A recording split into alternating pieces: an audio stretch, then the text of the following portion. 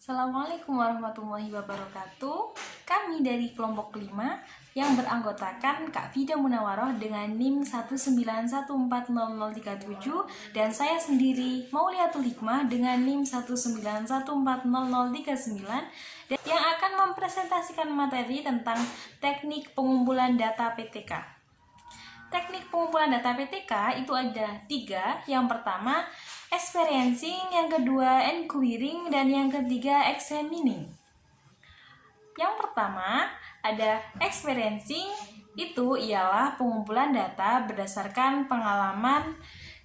Biasanya experiencing ini dilakukan dengan cara observasi. Nah, observasi sendiri itu merupakan pengamatan terhadap kegiatan yang berlangsung. Prinsip observasi itu memperhatikan fokus penelitian, kegiatan apa yang harus kita amati, lalu menentukan kriteria dan ukuran yang akan kita teliti. Lalu tahapan dari observasi itu ada pertemuan, perencanaan, menyamakan persepsi antara pengamat dan yang akan diamati. Dan observasi yang ada di dalam kelas biasanya mengamati tentang proses pembelajarannya. Lalu ada diskusi balikan. Diskusi balikan itu setelah kita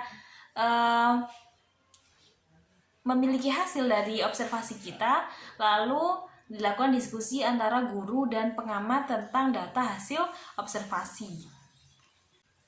Selanjutnya jenis-jenis observasi ada 4. Yang pertama observasi terbuka, yang kedua observasi terfokus, yang ketiga observasi terstruktur, dan yang keempat observasi sistematik.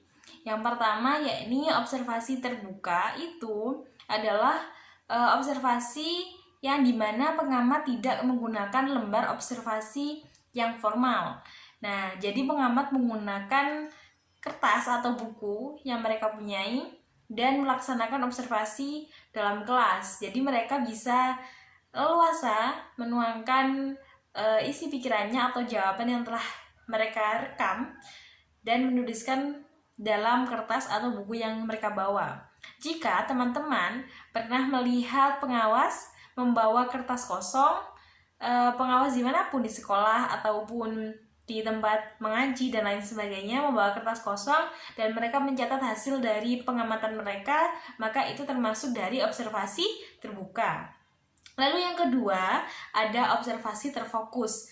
Nah, bedanya dengan observasi terbuka, observasi terfokus ini secara khusus ditujukan untuk mengamati aspek-aspek tertentu dari pembelajaran.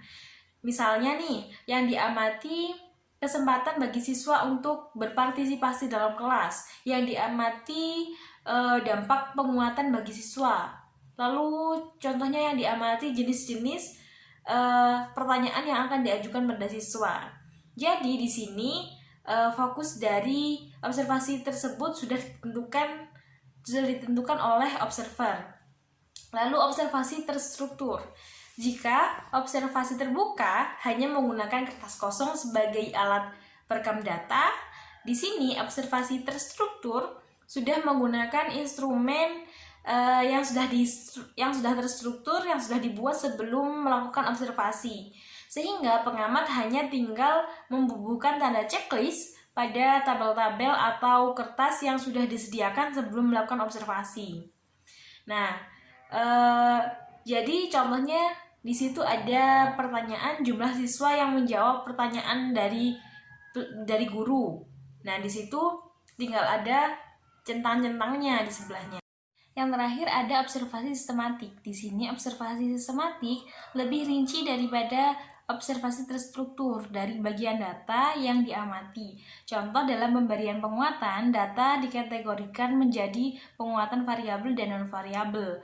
Biasanya di sini pengamat meneliti ada 3, yaitu yang pertama pengamatan guru, lalu pembicaraan siswa, dan sepi atau senyap. Maksudnya kelasnya itu sepi atau senyap, hidup atau tidak, begitu. Selanjutnya yaitu inquiring. Inquiring adalah pengumpulan data melalui pertanyaan peneliti. Jadi di sini peneliti harus menyiapkan pertanyaan-pertanyaan yang diberikan saat proses PTK. Nah, contohnya dalam contoh yang bisa digunakan dalam inquiring ini yaitu berupa wawancara, angket, skala sikap, dan tes. Nah, itu adalah contoh-contoh yang bisa dilakukan dalam melakukan inquiring. Selanjutnya yaitu wawancara. Di sini wawancara adalah percakapan yang dilakukan oleh pewawancara untuk memperoleh informasi yang kita peroleh dari narasumber atau informan. Nah, di sini ada beberapa macam atau bentuk wawancara yang bisa kita lakukan, yaitu wawancara terstruktur, wawancara tidak terstruktur. Nah, di sini wawancara terstruktur adalah wawancara yang dilakukan dengan terlebih dahulu menyiapkan bahan wawancara atau pertanyaan. Pertanyaan yang bisa kita tanyakan kepada narasumber yaitu seperti 5W 1H. Nah, di sini seperti apa, bagaimana, mengapa, kapan, lalu mengapa, dan lain-lain. Nah, di situ bisa kita tanyakan kepada narasumber. Nah, selanjutnya yaitu wawancara tidak terstruktur. Wawancara tidak terstruktur ini adalah bentuk wawancara di mana orang yang memilih topik itu diambil dari orang yang kita wawancarai, seperti itu. Nah, yang kedua yaitu angket atau kuesioner. Jadi di sini angket atau kuesioner adalah berupa pertanyaan tertulis yang harus dijawab atau direspon. Nah, di sini dalam melakukan angket atau kuesioner ada beberapa jenis. Yang pertama yaitu jenis angket berdasarkan cara responden menjawab. Nah, di sini ada dua, yaitu angket tidak terstruktur atau terbuka dan angket